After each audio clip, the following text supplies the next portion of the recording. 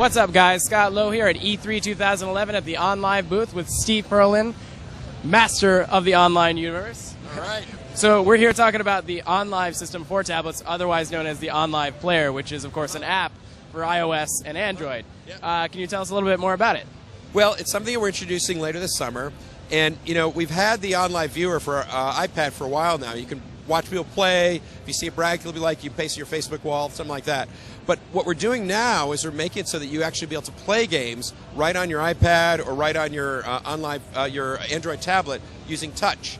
And so some legacy games are simple enough that we're able to put some touch controls in front of them, and then you can go and play them. But what's really exciting is Ubisoft just announced that From Dust, which is coming out later this year, is going to have touch controls just for OnLive, so that when you go and play From Dust, certainly on Xbox or PC or what have you, you can use a controller or keyboard and mouse. But when you're using it on OnLive, if you're using it on a tablet, then all these touch controls come up, and it's awesome. So we have some now legacy games you can play, and then some new games. Then this fall, we have the Universal Controller coming out. So the Universal Controller is this awesome controller that has all the features you'd want, for a controller, and it works with, iPad, works with Android, works with the new TVs coming out, like the Vizio TVs and blu-ray players that are OnLive compatible. It works with the OnLive game system. It works with PC and Mac. We have a little Bluetooth dongle.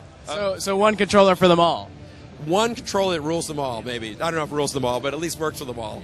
Well, I mean, one of the big questions I'm sure we'll get is, do you have to be on Wi-Fi? Can you use it on 3G? What's the situation there?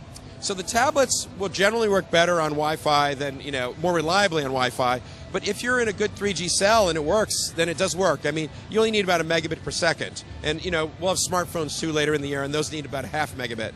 But with the 4G stuff coming out later this year, with LTE, oh my God. It is like being on Wi-Fi.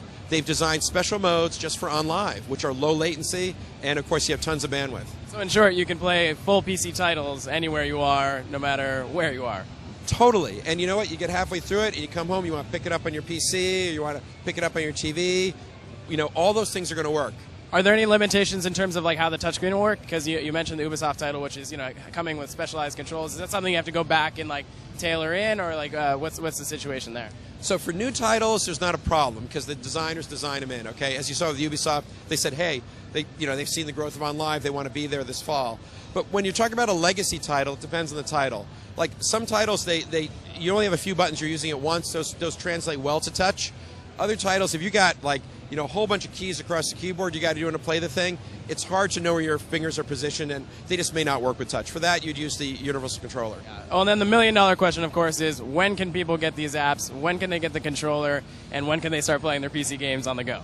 So the OnLive Player app is going to be available later this summer, and we're obviously showing it here at the show, and people are using it. Once in a while, it crashes, so it's not quite done. And then the Universal Controller is going to be available this fall. Thank you, Steve, for taking the time to talk to us. For more E3 coverage, stay tuned to IGN.com.